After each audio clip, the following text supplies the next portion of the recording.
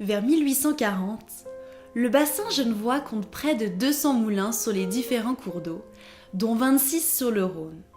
Ils servent principalement à moudre le grain et à faire fonctionner des machines.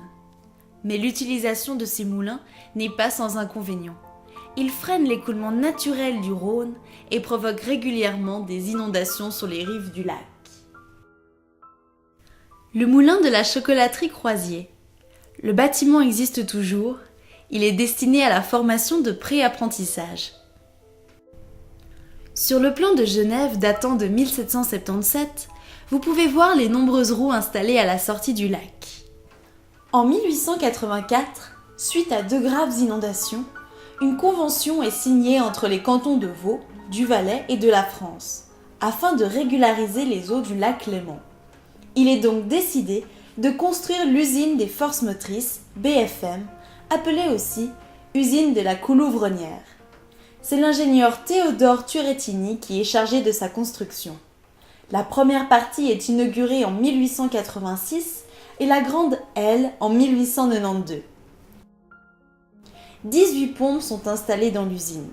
Elles sont actionnées par des turbines alimentées par la chute d'eau créée entre le bras gauche du Rhône, situé plus haut, et le bras droit. Dans un premier temps, l'eau est pompée à l'entrée de l'usine. Par la suite, elle le sera à 16 mètres de profondeur et plus de 1000 mètres avant la jetée des Paquis.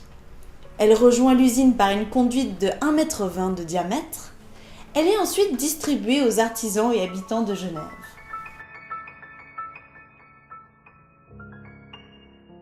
La régularisation du débit du Rhône se fait par un barrage composé de 39 rideaux en bois et métal situés le long du pont de la Machine. Cette usine fonctionnera jusqu'en 1984. Ce bâtiment à l'architecture exceptionnelle sera transformé en théâtre et salle de spectacle pour accueillir la saison 1997-1998 du Grand Théâtre, permettant ainsi sa rénovation.